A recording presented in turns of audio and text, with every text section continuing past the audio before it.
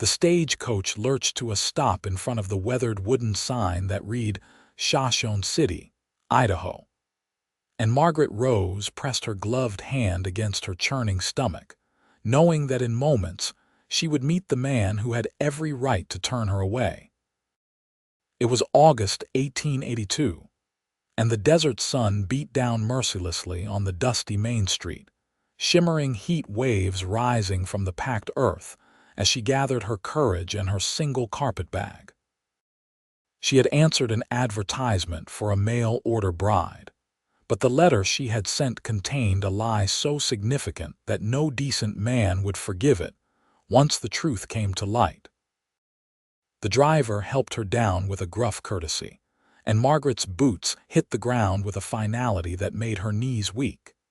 She was 22 years old, and this was her last chance at a life that did not involve the shame that had driven her from Missouri. The town stretched before her in shades of brown and gray, buildings constructed hastily from timber and hope, their facades already showing the wear of the harsh Idaho climate. A general store stood across the street, its porch occupied by 3 men who watched her arrival with undisguised curiosity. Next to it, a saloon's doors swung lazily in the hot breeze, and further down she could see what appeared to be a livery stable and a small church with a crooked steeple. Margaret adjusted her bonnet and smoothed her traveling dress, which was wrinkled beyond redemption after 3 days of hard travel. She had left Kansas City with barely enough money for the fare, selling the last of her mother's jewelry to afford the ticket. The advertisement had been specific: rancher-seeking wife, must be hardworking and of good moral character, companionship and partnership desired. She had written back immediately, describing herself truthfully in every way except one. She had told him she was a widow. She was not.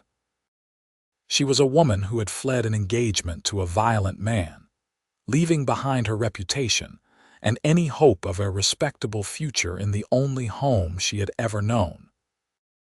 The man she was here to meet was named Preston Shaw, and his letters had been kind, thoughtful, and surprisingly literate for a rancher in the Idaho Territory. He had described his spread as modest but growing, his cattle herd as healthy, and his life as lonely. He had written that he was 27 years old, that he had built his ranch from nothing over the past 5 years, and that he believed a home was not complete without a woman's presence.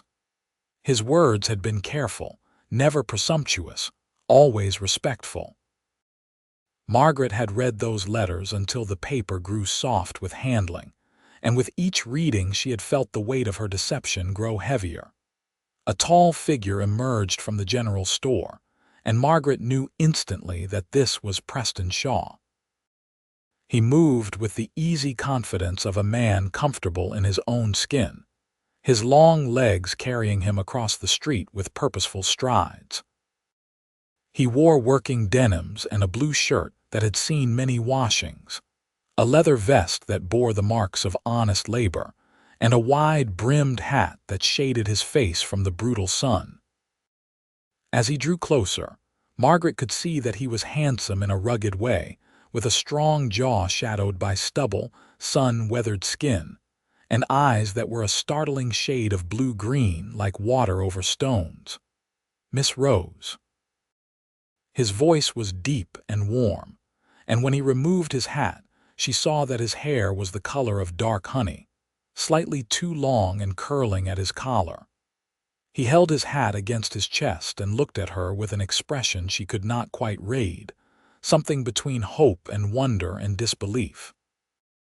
"Yes," she managed, her voice smaller than she intended. "Mr. Shaw, I presume." He did not respond immediately. Instead, he stood there in the middle of the dusty street, staring at her as if he had forgotten how to speak. Margaret felt heat rise to her cheeks that had nothing to do with the desert sun. Had she disappointed him already? Was her appearance so far from what he had expected that he was already regretting his invitation? "Mr. Shaw." She tried again, and this time he seemed to shake himself from whatever trance had held him. "I have been waiting my whole life for you," he said, and the words came out with such raw honesty that Margaret felt tears spring to her eyes. "I am sorry, I know that must sound foolish, but when I saw you step down from that coach, I knew it was true. I have been waiting, and I did not even know it until this very moment." Margaret opened her mouth to respond, but no words came. This was not the greeting she had expected. She had braced herself for polite formality, for awkward small talk, for the gradual and uncomfortable process of two strangers trying to become acquainted. She had not prepared herself for this immediate and overwhelming declaration, delivered with such sincerity that she could not doubt he meant every word. "I have prepared my home for you," Preston continued, his eyes never leaving her face. "It is not fancy, but it is clean and sturdy. I have a housekeeper who comes twice a week, Mrs. Chen, a Chinese woman whose husband works at the mine. She has been helping me make things ready. There is a room for you, of course, separate, until we are properly married. I would never presume otherwise. The Reverend can perform the ceremony as soon as you are ready, or we can wait if you need time to be certain of your decision." "Mr. Shaw," Margaret began, and then stopped because she realized she was trembling. "I must tell you something I should have told you before in my letters." His expression shifted slightly, caution creeping into those remarkable eyes, but he did not step back. "All right. Would you like to tell me here, or shall we go somewhere more private? The hotel has a dining room where we could talk." Margaret looked around at the watching faces on the store porch, at the curious glances from passers-by, and nodded. Privacy would be appreciated. Preston picked up her carpetbag as if it weighed nothing, then offered her his arm. Margaret hesitated only a moment before taking it, feeling the solid strength of him beneath the worn fabric of his shirt. They walked together down the wooden sidewalk, their boots making hollow sounds on the planks, and Margaret was acutely aware of every eye that followed their progress. Shoshone City was small enough that a new arrival was noteworthy, and a woman arriving to marry one of the local ranchers was likely the most interesting thing to happen in weeks. The hotel was a two-story building with a faded sign that read Shoshone Lodge in letters that had once been gold. Inside, the dining room was mercifully cool and mostly empty. Just one old man eating soup in the corner and a harried-looking woman who appeared to be both cook and waitress.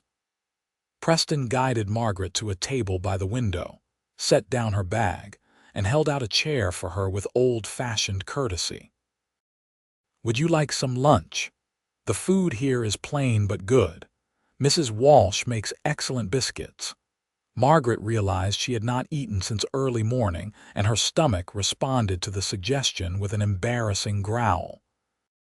Preston smiled at the sound, and the smile transformed his face from handsome to beautiful. "Biscuits would be lovely," Margaret said quietly. Preston ordered for them both, requesting biscuits and butter, cold chicken, and lemonade if any was available. Mrs. Walsh nodded and disappeared into the kitchen, leaving them alone except for the old man who was absorbed in his soup. Preston leaned forward, resting his forearms on the table, his attention focused entirely on Margaret. "Tell me," he said gently. "Whatever it is, just tell me true." Margaret took a breath and met his eyes, forcing herself not to look away despite her shame. "I told you in my letters that I was a widow. That was not true. I have never been married. I was engaged once to a man in Missouri, but I broke the engagement and left. He was not a good man, Mr. Shaw. He had a terrible temper, and toward the end, before I left, he began to be violent with me. Not badly, not yet, but I saw where it was leading.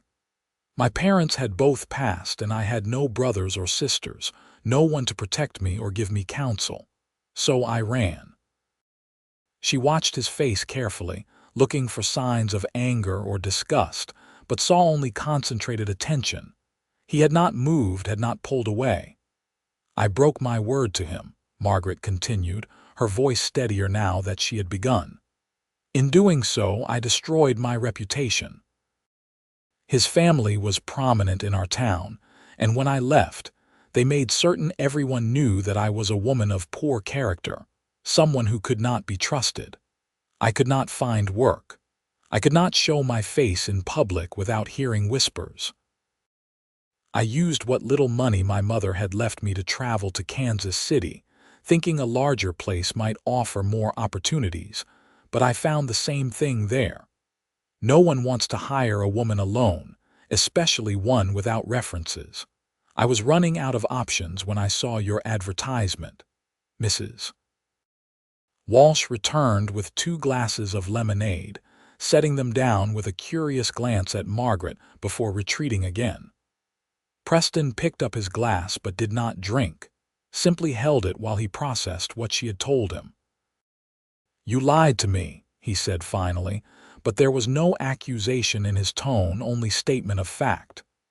"Yes, I am sorry for that. I thought if I told the truth, you would not consider me, and I was desperate. I know that does not excuse it, but it is the reason. If you wish to send me back, I will understand. I have enough money for a ticket east, though not enough to return all the way to Missouri. I can find work somewhere, perhaps Denver or Omaha." Preston set down his glass and reached across the table, covering her hand with his. His palm was calloused and warm, his fingers rough from work but gentle in their touch. "Miss Rose, look at me." Margaret raised her eyes to his, bracing herself for rejection. "You ran from a man who hurt you. You protected yourself when no one else would. That does not make you a woman of poor character. That makes you a woman of courage. As for the lie in your letters, I understand why you told it, and I forgive you. We are starting fresh here, you and I. The past is behind us both."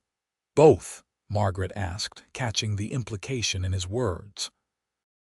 Preston nodded slowly. "I have not been entirely forthcoming either. I told you I built this ranch from nothing, which is true, but I did not tell you why I came to Idaho in the first place. I was running too, Miss Rose. Running from expectations I could not meet, from a father who wanted me to be someone I was not. I came from money back in Virginia. My father owned a plantation, even after the war, though it was much diminished. He wanted me to marry a woman of his choosing to rebuild what had been lost. I wanted to make my own way, to be my own man. We fought about it for years, and finally I left. I took what money I had saved and came west. He disowned me for it. I have not spoken to him in 5 years. Margaret turned her hand beneath his so that their palms met, their fingers intertwining. "Then we are both running towards something instead of just away from what was behind us." "I believe we are," Preston agreed, and the warmth in his eyes made Margaret's heart beat faster. "Though I must tell you, Miss Rose, I am not running anymore. When I saw you today, I knew I was exactly where I was meant to be." Mrs. Walsh arrived with their food, and they ate together in companionable near silence. The earlier tension dissolved into something softer and more promising. The biscuits were indeed excellent, flaky and buttery, and the chicken was tender and well seasoned.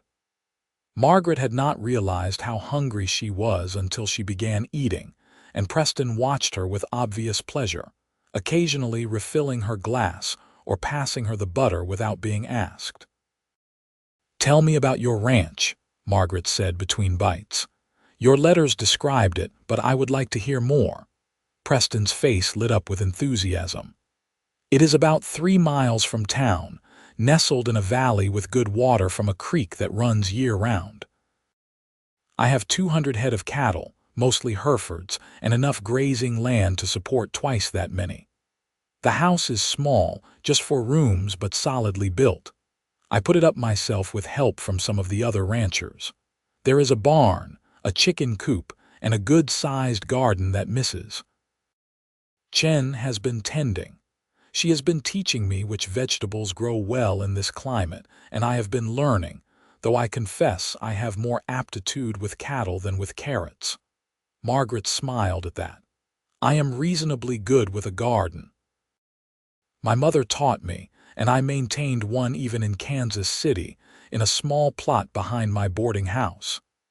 "Then we will make a good team," Preston said with satisfaction. "I can handle the livestock and the hard labor, and you can make things grow. Between us, we will have a real home." The word home made Margaret's throat tight with emotion. She had not had a real home since her parents died, had been adrift for more than a year, and the longing for belonging was almost painful in its intensity. "When would you like to be married?" she asked, deciding that directness was better than coy evasion. Preston looked startled by the question, then pleased. "As soon as you are willing. I meant what I said about giving you time if you need it, but I will not pretend I am not eager. Is tomorrow too soon?" Margaret considered. They were strangers still, despite the surprising connection she felt, but waiting would not change that. They would learn about each other regardless of whether they were married or merely betrothed, and she had come here specifically to become his wife. Prolonging the inevitable served no purpose. "Tomorrow is acceptable," she said. "Assuming the Reverend is available." "He will be available," Preston said with confidence. "Reverend Matthews has been eager to perform a wedding since he arrived 6 months ago. He complains that all he does is funerals and baptisms, and he wants to officiate at something happy for a change." They finished their meal, and Preston paid Mrs. Walsh, adding a generous tip that made the woman's tired face brighten.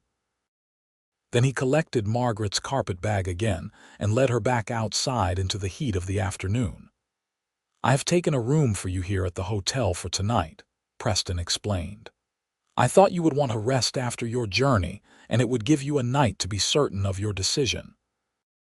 I will return this evening to take you to dinner if you would like, and tomorrow morning I will come for you and we will go to the church. Does that suit you?"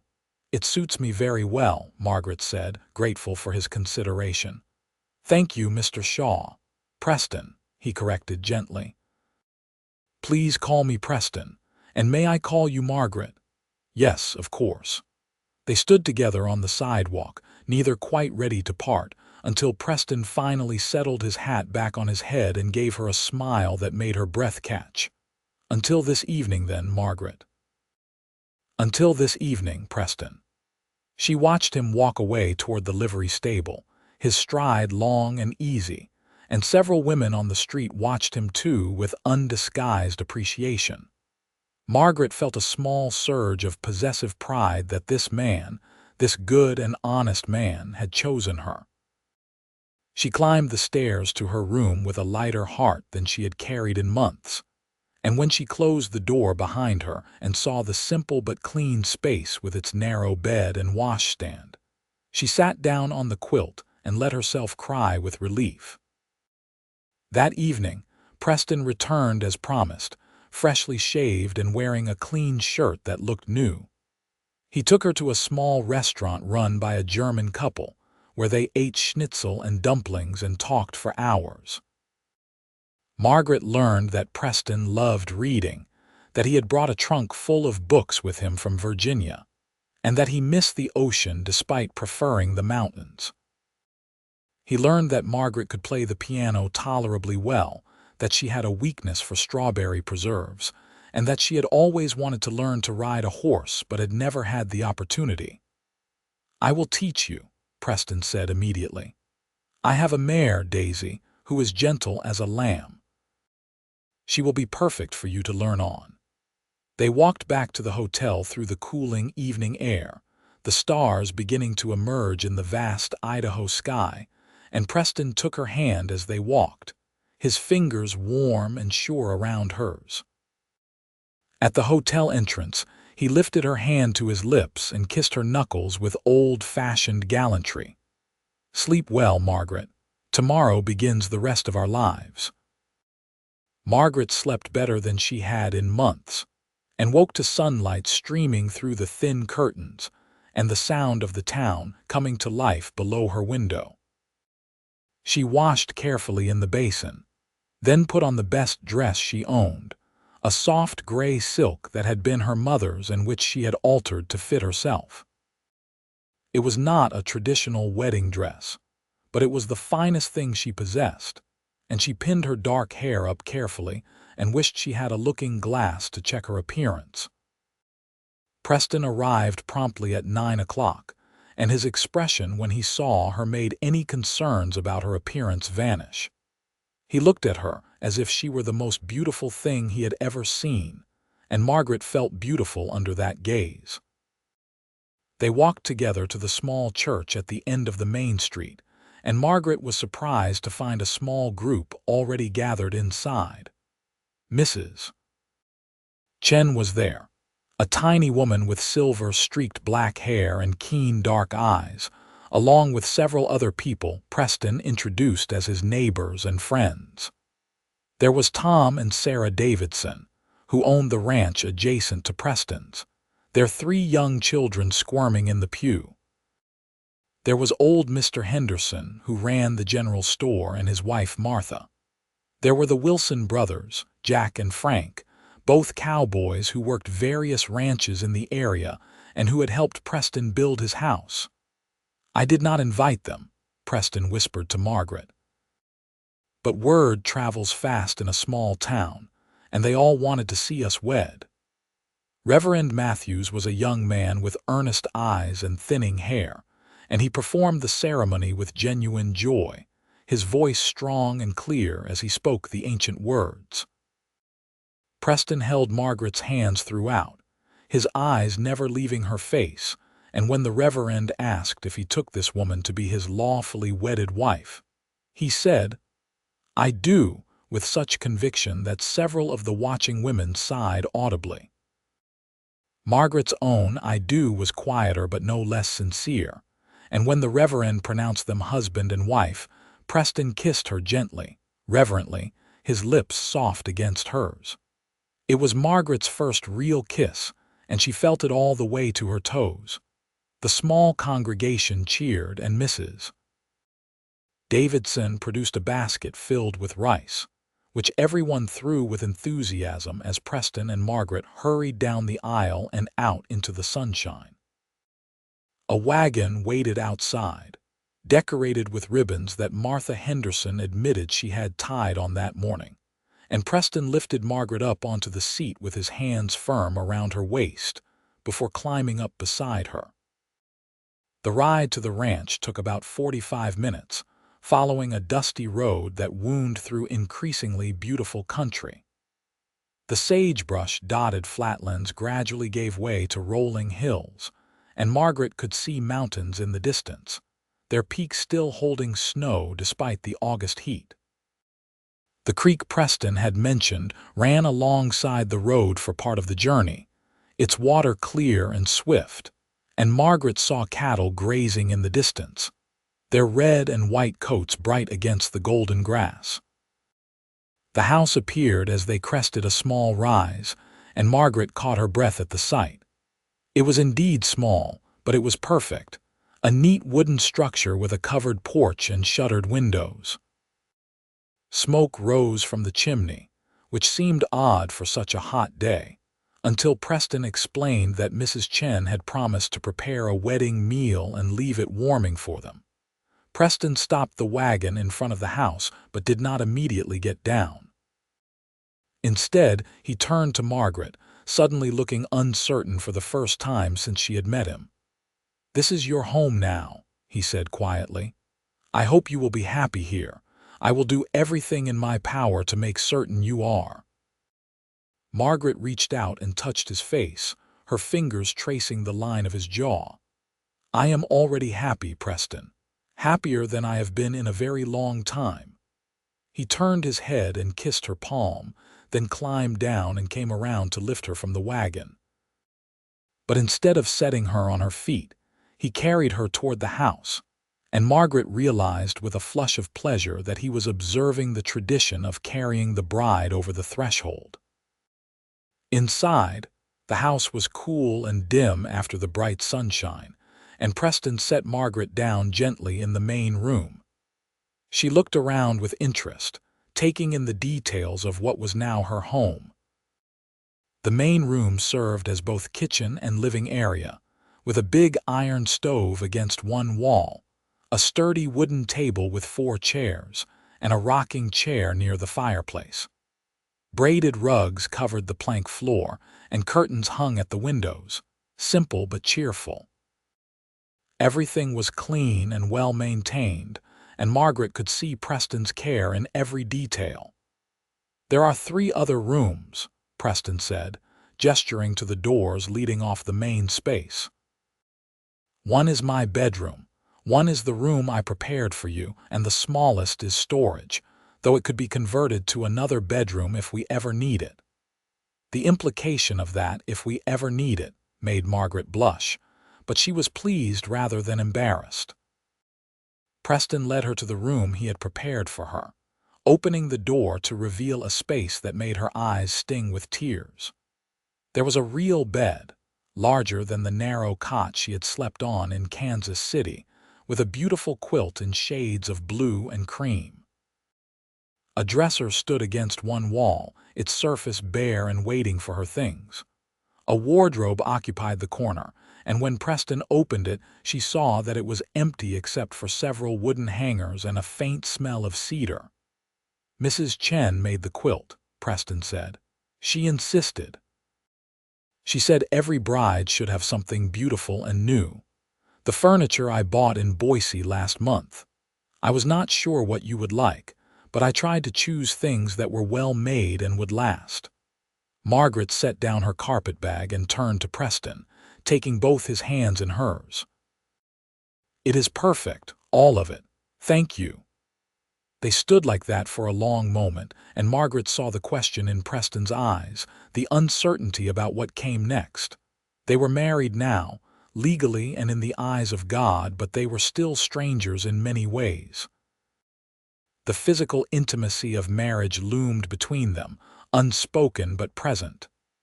"I meant what I said," Preston told her, his voice low. "This is your room for as long as you want it to be just your room. There is no obligation, Margaret. I will not force myself on you. When you are ready, if you are ever ready, I will be waiting.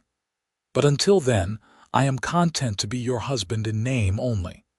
Margaret had heard stories from other women about wedding nights, whispered tales that ranged from embarrassing to frightening. She had dreaded the prospect of intimate relations with her former fiancé, whose touches had always felt possessive rather than affectionate. But standing here with Preston, seeing the respect and patience in his eyes, she felt none of that dread. "I am not afraid of you," she said softly.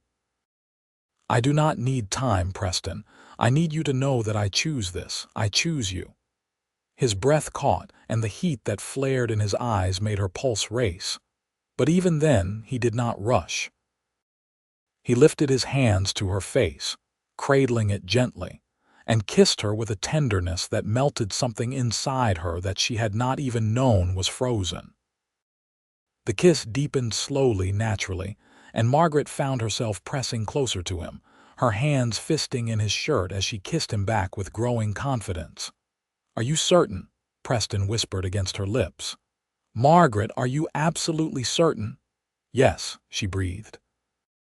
"Yes, I am certain." He swept her into his arms again, carrying her not to her new room but to his own, the door closing softly behind them as the afternoon sun filtered through the curtains. What passed between them there was private and sacred, but when they emerged hours later, flushed and happy and hungry, Margaret knew that she had made the right choice. Preston was gentle and patient, attentive to her inexperience, and the intimacy they shared was nothing like the frightening tales she had heard. It was awkward at times, yes, and not always graceful, but it was also beautiful and connecting in ways she had not anticipated. They ate the meal Mrs. Chen had left, cold by then but still delicious, and talked late into the night about everything and nothing. Preston told her about his plans for the ranch, his hope to expand the herd and perhaps eventually buy the adjoining property if old Mr. Brennan ever decided to sell. Margaret told him about her childhood in Missouri, about her father's pharmacy and her mother's flower garden, about the books she had loved and the dreams she had harbored. The days that followed fell into a comfortable rhythm. Margaret rose early with Preston, learning to make the strong coffee he preferred and cooking breakfasts of eggs from their chickens and bacon from the smokehouse. Preston taught her the basics of ranch work, showing her how to feed the chickens, collect eggs, and milk the cow, a placid creature named Bessie who tolerated Margaret's unpracticed hands with patient resignation. True to his word, Preston began teaching her to ride. Daisy was indeed gentle, a dappled gray mare with soft eyes and a tolerant disposition. The first few lessons were exercises in humiliation, with Margaret bouncing awkwardly in the saddle and clinging to the pommel while Preston walked beside her, offering encouragement and instruction. But gradually, she gained confidence, and within 2 weeks, she could ride well enough that Preston trusted her to ride out with him to check on the cattle. The landscape of Idaho revealed itself to Margaret in all its harsh beauty. The high desert was unforgiving, with temperature extremes that left her gasping in the midday heat and shivering in the cold nights. But there was beauty too in the vast open spaces, in the way the light changed the colors of the mountains throughout the day, in the sudden appearance of wildflowers in places that looked barren at first glance. Mrs. Chen came twice a week as promised, and Margaret quickly came to treasure the older woman's company. Mrs. Chen spoke English with an accent but with perfect grammar, and she was patient in teaching Margaret the finer points of housekeeping and cooking for a working rancher. She taught Margaret how to make bread that would stay fresh for days, how to preserve vegetables from the garden, how to repair clothes so skillfully that the mending was invisible. "You are a good student," Mrs. Chen told Margaret one afternoon as they worked together in the garden, harvesting beans. "Quick to learn, not afraid of work. Preston is lucky man." "I think I am the lucky one," Margaret replied and meant it. The neighboring ranchers and their wives gradually came to call, curious about the new Mrs. Shaw. Sarah Davidson became a particular friend, despite being several years younger than Margaret. She was a cheerful woman with red hair and freckles, always chasing after her energetic children, and she had a down-to-earth practicality that Margaret appreciated. "I was a mail-order bride, too," Sarah confided one day when she had come to borrow some sugar and stayed for tea. "Came out from Ohio 3 years ago to marry Tom, having never laid eyes on him before. Best decision I ever made, though I will not lie and say it was easy at first." "This is hard country, Margaret. The winters are brutal, and sometimes it feels like you are a million miles from anywhere. But if you have got the right man beside you, you can weather anything." "Preston is the right man," Margaret said with confidence, and Sarah smiled. "Anyone with eyes can see that. The way he looks at you like you hung the moon and stars. We were all worried about him, you know, rattling around in that house all alone. He needed someone, and I am glad he found you." As summer faded into autumn, Margaret settled more fully into her new life. She learned to bake bread that Preston praised extravagantly, to churn butter, to pluck and dress a chicken for Sunday dinner. She expanded the garden with Mrs. Chen's help, planting crops that would mature before the frost. She sewed new curtains for the windows and began piecing together a quilt in the evenings while Preston read aloud from his books. The physical side of their marriage grew easier and more joyful with familiarity. Margaret lost her shyness, and Preston seemed to delight in discovering what pleased her. They loved each other with increasing passion and tenderness, and Margaret's happiness was so complete that sometimes she had to remind herself it was real, that she was truly this fortunate. In October, Margaret realized that her monthly courses had not come. She waited, uncertain, not wanting to say anything to Preston until she was sure. But when November arrived and she still had not bled, and when the smell of frying bacon began to make her nauseated in the mornings, she could no longer deny the truth. She was with child. Margaret told Preston on a cold evening as they sat by the fire, his arm around her shoulders and her head resting on his chest. She simply said the words, quiet and matter-of-fact, and felt him go completely still. "A baby," he said finally, his voice strange. "Margaret, truly, I believe so. I am almost certain." He pulled back to look at her face, his own expression unreadable.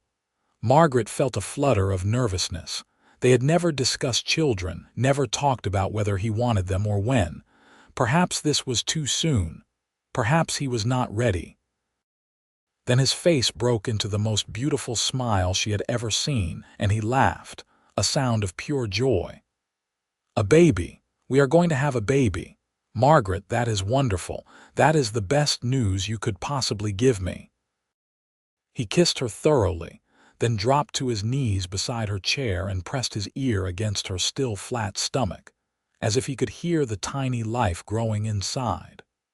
Margaret ran her fingers through his hair, overcome with love for this man who had become everything to her. "I am going to be a father," Preston said, wonder in his voice. "I am going to have a family, a real family." The winter that followed was indeed as brutal as Sarah had warned. Snow began falling in mid-November and barely let up until March.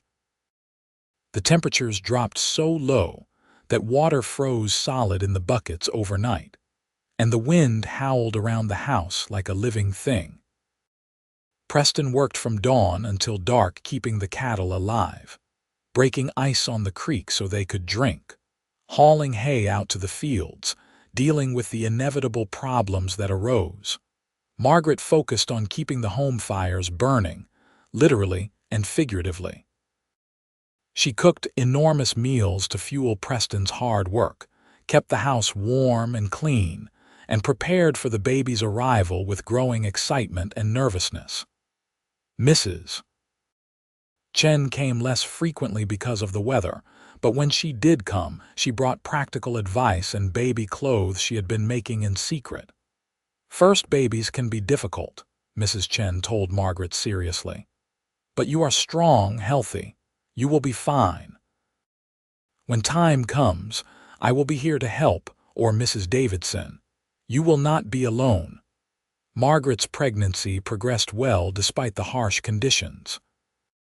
She grew rounder through the winter months, and Preston treated her as if she were made of spun glass, constantly worried that she was working too hard or lifting too much.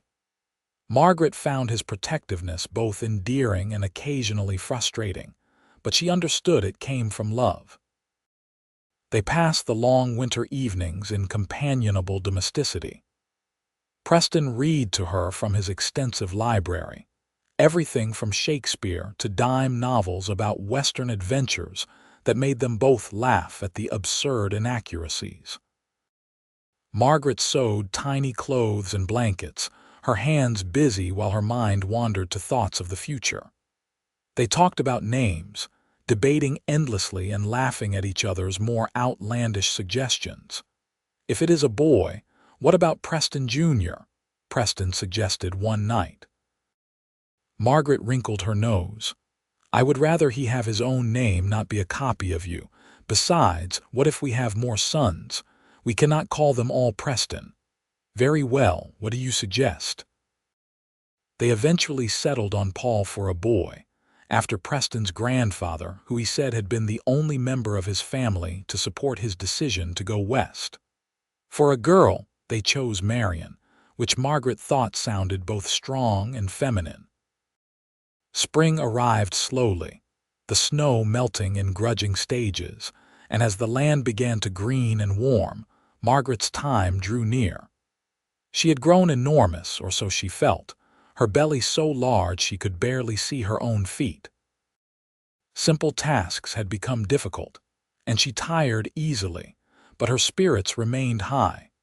The baby decided to arrive on a warm day in late April, just as the wildflowers were beginning to bloom across the hills. Margaret had been feeling strange all day, a dull ache in her lower back, and an odd, restless energy that had her cleaning things that did not need cleaning. Preston had ridden out to check on the cattle in the far pasture, and Margaret had assured him she was fine when he asked if he should stay home. She realized her mistake when her water broke in a sudden gush while she was sweeping the porch. The ache in her back suddenly became pain, real pain, and Margaret understood with clarity that she was in labor and entirely alone.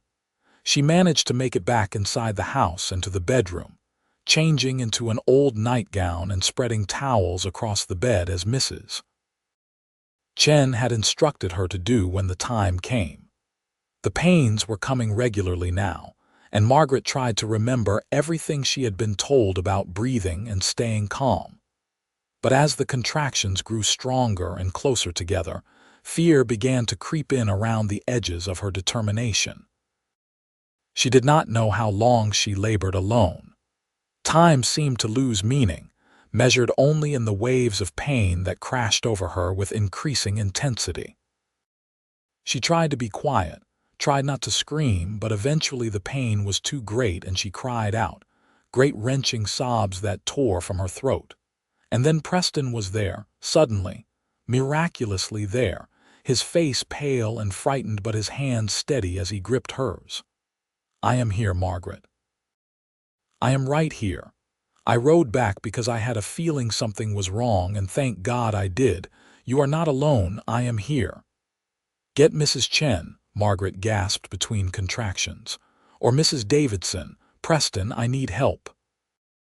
"There is no time," Preston said, and she saw him visibly pull himself together, his fear transforming into determination.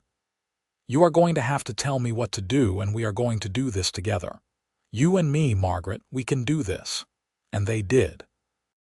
In later years, Margaret would remember that afternoon as both the most painful and most beautiful of her life. Preston stayed with her throughout, never flinching despite his obvious fear, doing everything she asked, and several things she was too far gone to ask for. He held her when she needed to be held, gave her space when she needed to push, encouraged her when she was certain she could not go on. The baby arrived as the sun was setting, sliding into Preston's waiting hands with a lusty cry that was the sweetest sound Margaret had ever heard. Preston laughed and cried at the same time, holding the tiny, bloody, perfect creature with such care and joy that Margaret fell in love with him all over again. "It is a boy," Preston said, his voice thick with emotion. "Margaret, we have a son, a perfect, beautiful son."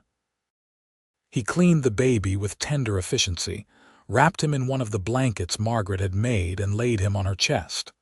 Margaret looked down at the tiny face, already so dear, and felt her heart expand in ways she had not known were possible. "Hello, Paul," she whispered. "Welcome to the world." Preston climbed onto the bed beside them, gathering them both into his arms, and they lay like that for a long time, the new family of three, while the Idaho sunset painted the sky in shades of gold and rose outside the window. Mrs. Chen arrived the next morning, having heard the news from one of the Wilson brothers who had stopped by the house and been sent to fetch her. She examined both Margaret and the baby with expert hands, pronounced them both healthy, and scolded Preston for not sending for her sooner. "Baby does not wait for convenient time," she said, but her eyes were soft as she looked at the tiny boy sleeping in Margaret's arms. "He is beautiful baby, strong. He will grow up to be fine man like his father." The weeks that followed were a blur of sleepless nights and endless feedings, of learning how to care for this tiny person who depended on them completely. Margaret had expected motherhood to come naturally, but she found it was something that had to be learned like everything else. Paul cried often, his small face screwing up and turning red with the effort, and Margaret spent hours walking the floor with him, singing songs her own mother had sung to her. Preston was a devoted father from the first moment, never complaining about the noise or the disruption to their lives. He would come in from a long day of work and immediately hold out his arms for the baby, walking with him while Margaret ate her dinner or simply sat in exhausted silence. He changed soiled cloths without complaint, sang off-key lullabies, and gazed at his son with such naked adoration that it made Margaret's heart ache. "I never knew," Preston said one night as they lay in bed with Paul sleeping in a cradle Preston had built beside them. "I never knew I could love anyone this much. You and him, Margaret. You are my whole world." Summer arrived again, completing the circle of a year since Margaret had first arrived in Shoshone City. She was a completely different woman from the frightened, desperate girl who had stepped off that stagecoach.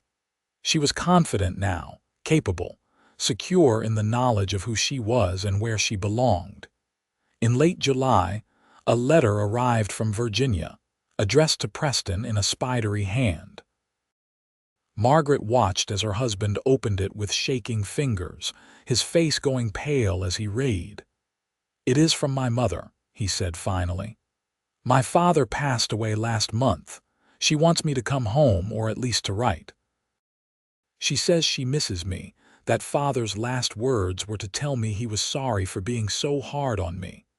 Margaret moved to his side, wrapping her arms around him. "Do you want to go?" Preston was quiet for a long time, staring at the letter. "I do not know. Part of me feels I should, for my mother's sake.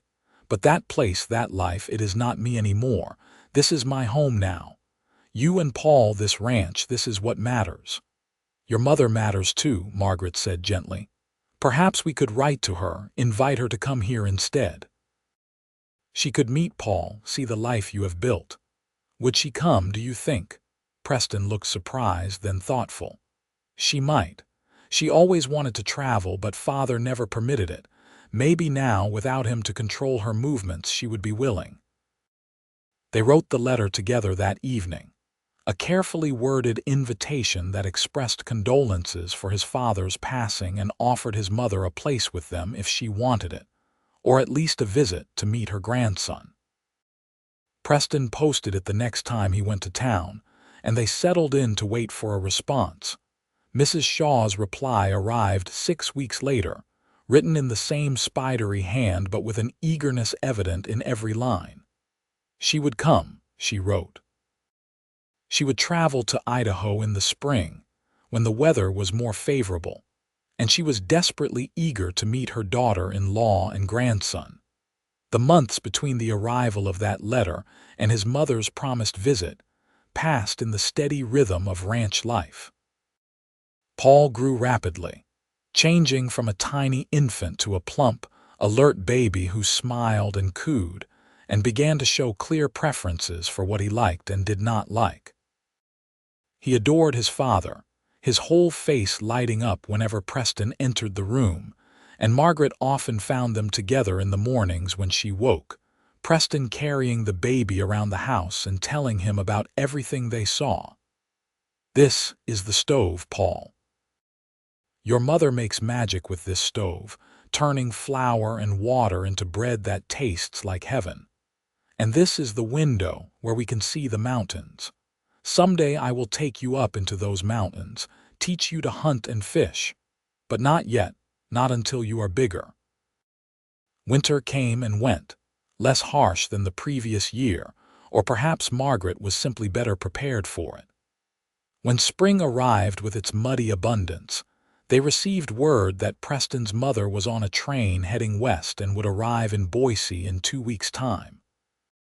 Preston was nervous in a way Margaret had never seen him, pacing the house and constantly second-guessing his decision to invite her. What if she hates it here? What if she thinks I have wasted my life? What if she looks at our home and sees it as primitive and poor compared to what I left behind? Then she would be a fool, Margaret said firmly. And from her letters, I do not believe she is a fool. I think she is a woman who loved her son enough to let him go and who is brave enough to come west to see him again. Give her a chance, Preston. Let her see what we have built together. They drove to Boise to meet her, leaving Paul with Mrs. Chen despite Margaret's maternal anxiety about being separated from him. The train arrived on schedule, belching steam and smoke, and passengers began disembarking. Margaret spotted her immediately, a slender woman in elegant but travel-worn clothing, her hair more gray than brown, looking around with an expression of mingled apprehension and excitement. "Mother," Preston called, and her head snapped around, her face transforming with joy as she saw her son. They came together in a rush, embracing tightly, and Margaret saw tears streaming down both their faces. She hung back slightly, giving them their moment until Preston pulled away and reached for her hand, drawing her forward. "Mother, this is Margaret, my wife."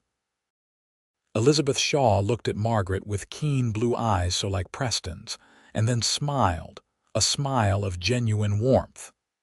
"My dear, I am so pleased to meet you. Preston's letters have been full of nothing but praise for you, and I can see he did not exaggerate. Welcome to the family, Margaret." Margaret found herself enfolded in a surprisingly strong embrace, and felt her own eyes prickle with tears. She had not realized how much she had missed having a mother until this moment. The drive back to Shoshone City was filled with conversation.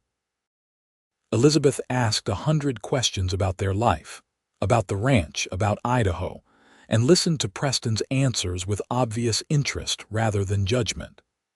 When they finally arrived home and Elizabeth saw the house, she declared it charming and exactly what a ranch house should be. But nothing compared to her reaction when she met Paul. Mrs. Chen brought the baby out, freshly bathed and wearing one of his nicest gowns, and Elizabeth simply stood there with tears pouring down her face. "Oh," she breathed. "Oh, Preston, he is beautiful. May I hold him?" Margaret placed Paul in his grandmother's arms and watched as Elizabeth gazed down at him with wonder. Paul, who often fussed with strangers, looked up at her with his father's blue-green eyes and smiled, one of his gummy, whole-face smiles that made everyone who saw it smile back. "Hello, little one," Elizabeth whispered. "I am your grandmother, and I am so very happy to meet you." Elizabeth stayed for 3 months, and in that time, Margaret came to love her as the mother she had lost. Elizabeth was practical and kind, with a dry sense of humor and a willingness to adapt to Western life that surprised them all. She helped with the endless chores, entertained Paul for hours, and shared stories of Preston's childhood that made them all laugh. She also shared stories of Virginia, of the years after Preston had left, and Margaret came to understand the loneliness Elizabeth had endured in her marriage to a difficult man. "I loved him," Elizabeth said one evening as she and Margaret sat on the porch watching the sunset. "But he was not an easy man to live with. He had firm ideas about how things should be, and he could not bend. Preston is so much like him in looks, but thankfully he has more of my temperament. You are good for him, Margaret. You have helped him become the best version of himself." When Elizabeth finally prepared to return to Virginia, it was with reluctance and promises to return the following year. "Or perhaps," she said thoughtfully, "I will sell the plantation and move here permanently. There is nothing for me in Virginia anymore, not really. All my friends have passed or moved away, and this place, this wild Idaho, it makes me feel alive in a way I have not felt in years." Preston and Margaret looked at each other, communicating silently in the way they had developed over 2 years of marriage. "We would love that," Preston said. "We could add on to the house, build you your own space. There is plenty of land, plenty of room. Please consider it, Mother. We would be honored to have you here." Elizabeth left with promises to think seriously about it, and the house felt empty without her presence. But life went on in its steady rhythm. Paul grew and thrived, beginning to crawl and getting into everything. Margaret discovered she was pregnant again, due to deliver the following spring, and this time the news was met with excitement rather than surprise. "A sibling for Paul," Preston said with satisfaction, his hand resting on Margaret's still flat belly. "Our family is growing." This second pregnancy was easier than the first, perhaps because Margaret knew what to expect, or perhaps simply because she was more confident in general. She worked through it, maintaining the household and caring for Paul, though Preston and Mrs. Chen both scolded her constantly about doing too much. Elizabeth's decision arrived by telegram in December. She was selling the plantation and moving to Idaho permanently. She would arrive in the spring, shortly before the new baby was due. Preston immediately began working on an addition to the house, enlisting help from the Wilson brothers and Tom Davidson. They worked through the winter whenever weather permitted, and by early April, a new bedroom and small sitting room had been added, connected to the main house but giving Elizabeth her own private space. She arrived 2 weeks before Margaret went into labor, just as the addition was completed, and threw herself into preparing for the new baby's arrival with enthusiasm. This time, when labor began, Margaret was surrounded by the women who had become her family: Elizabeth, Mrs. Chen, and Sarah Davidson. Preston was banished to the barn with strict instructions to stay out of the way, and the women managed everything with calm efficiency. The baby arrived after a shorter labor than Paul's had been, and when Margaret heard the first cry, she knew immediately that everything was different. "A girl," Mrs. Chen announced with satisfaction, placing the cleaned and swaddled infant in Margaret's arms. "Beautiful baby girl." Margaret looked down at her daughter, seeing Preston's features already in her tiny face, and felt that expansion of the heart that came with loving a child. "Marion," she whispered. "Hello, Marion." When Preston was finally allowed back into the house, he took one look at his daughter and promptly sat down on the nearest chair, overwhelmed. "She is so small," he said, his voice full of wonder. "Even smaller than Paul was. Look at her fingers, Margaret, they are tiny." Paul, now nearly 2 years old, was both fascinated and slightly suspicious of this new person who had invaded his home. He regarded his sister with serious eyes, then looked at his mother as if seeking an explanation for this development. "This is your sister, Paul. You are going to be her big brother, and you are going to help protect her and teach her things. Can you do that?" Paul considered this, then nodded solemnly and reached out one chubby finger to touch Marion's hand. The baby's fingers closed around his instinctively, and Paul's face split into a delighted grin. "Sister," he said, one of his few clear words, and the adults all laughed. The years that followed were full and busy and happy. Elizabeth settled into Idaho life with surprising ease, becoming an integral part of the community. She started a school in town, teaching the ranchers' children their letters and numbers, and found a sense of purpose she had never had in Virginia. The ranch prospered under Preston's careful management. He expanded the herd gradually, never overextending, and earned a reputation as a fair dealer and a knowledgeable cattleman. Margaret managed the household and the children with increasing confidence, and found that she loved this life in a way she had never loved anything before. Paul grew into a sturdy, adventurous boy who followed his father everywhere, and showed early signs of inheriting Preston's affinity for animals and the land. Marion was a quieter child, thoughtful and observant, with her grandmother Elizabeth's love of books and learning. 2 more children followed, another son they named Peter and a daughter they named Marie, spacing them carefully so that Margaret's body could recover between pregnancies. The house expanded again to accommodate the growing family, and the ranch became a center of community activity. They hosted barn dances and holiday dinners, welcomed travelers passing through, and provided employment for several local men who helped Preston manage the expanding operation. Margaret sometimes thought back to that desperate, frightened young woman who had stepped off the stagecoach in August of 1882, expecting rejection and prepared to accept whatever scraps of life she could find. That woman felt like a stranger now, someone from a different lifetime. She had become Margaret Shaw, rancher's wife, mother, friend, respected member of the community. She had found not just a home but a purpose, not just a husband but a true partner and love of her life. On their 10th anniversary, Preston took her riding up into the mountains, just the two of them, leaving the children with Elizabeth.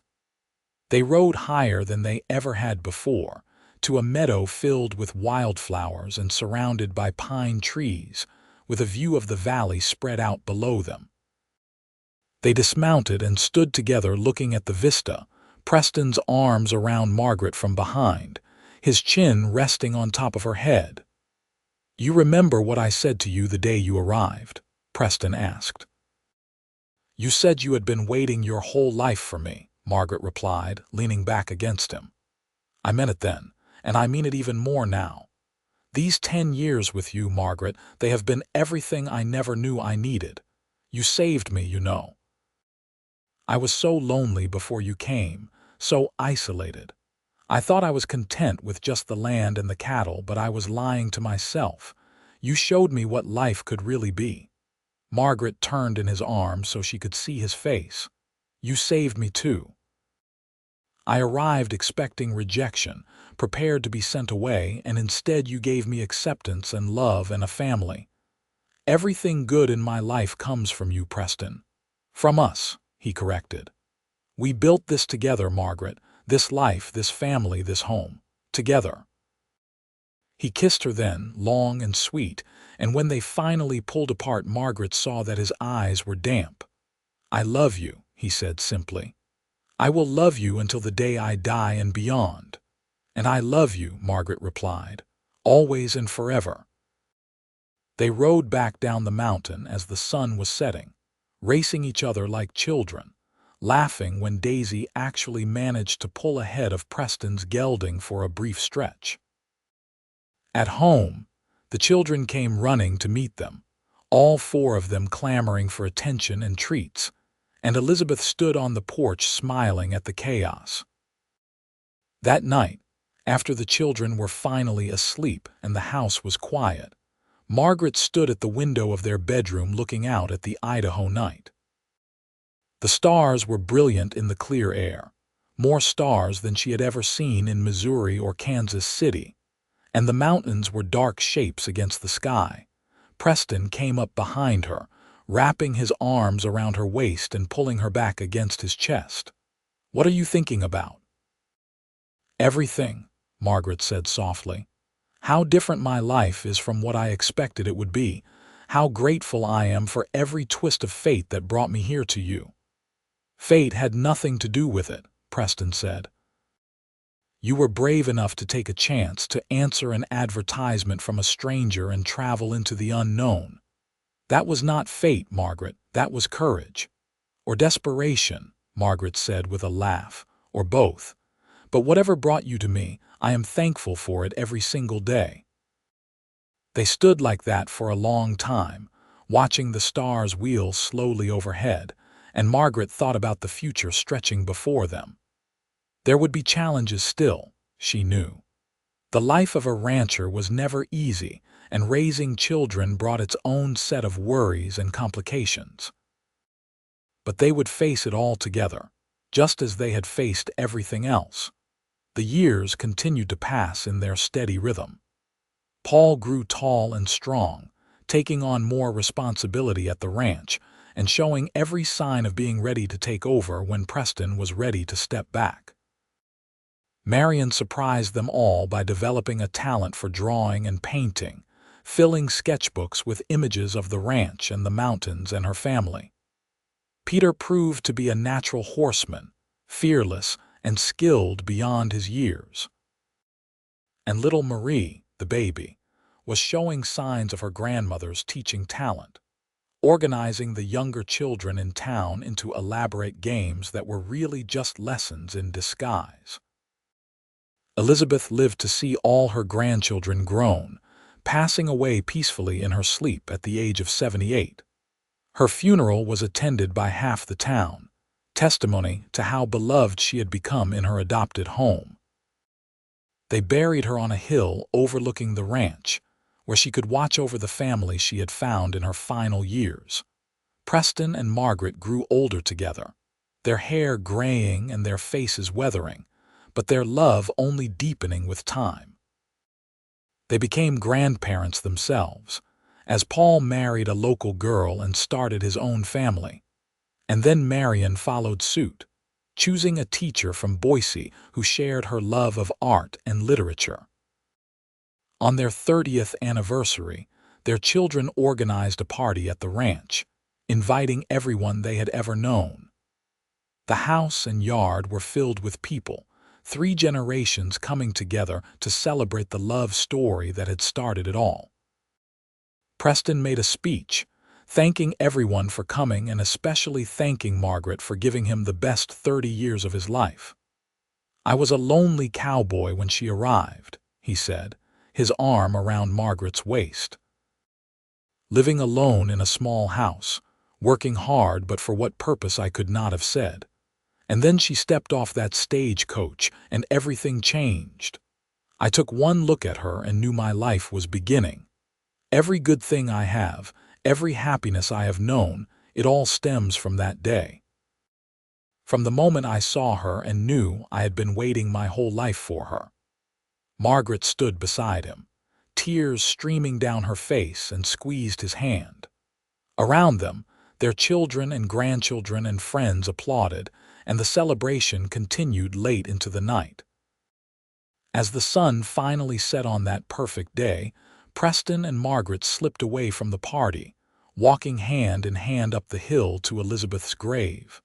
They stood there together in the gathering darkness, looking out over the ranch that had been their life's work. "We did well, didn't we?" Margaret said softly. "We did better than well," Preston replied. "We built something lasting, not just the ranch but the family, the legacy. Our great-grandchildren will stand on this hill someday and look at this land, and they will know it was built on love." "On love," Margaret agreed. "And courage, and hope, and the willingness to take a chance on a stranger." Preston pulled her close, and they stood like that as the stars began to emerge, 2 people who had found each other against all odds and built a life that exceeded their wildest dreams. The house below was lit up with lanterns and filled with the sounds of laughter and music, the party continuing without them, and Margaret thought it was the most beautiful sight she had ever seen. "I would do it all again," she said.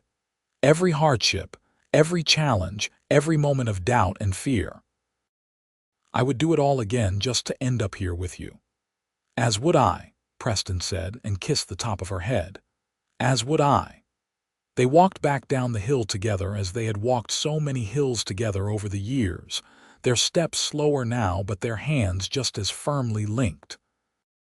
The party welcomed them back with cheers and more toasts, and they danced together in the yard as they had danced at their wedding 30 years before, older and slower but no less in love. Margaret Rose Shaw lived to be 83 years old, dying peacefully in her sleep with Preston holding her hand. She passed away having lived a life full of love and purpose, surrounded by children and grandchildren and great-grandchildren, in the house she had made into a home. Preston followed her 3 years later, still living in that house, still working the ranch as much as his aged body would allow, still talking to her as if she were in the next room.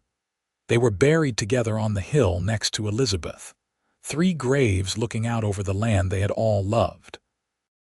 And the ranch continued, passed down through the generations, each one adding their own chapter to the story, but never forgetting the foundation it was all built on. The story of Margaret and Preston became family legend, told and retold to each new generation. The story of the woman who arrived expecting rejection and found acceptance, of the cowboy who had been waiting his whole life without knowing it, of the love that grew between them and sustained them through every trial. It became a reminder that courage could lead to extraordinary things, that taking a chance could change everything, that love could transform even the loneliest life into something beautiful and full. I have been waiting my whole life for you, and in those words, everything had begun.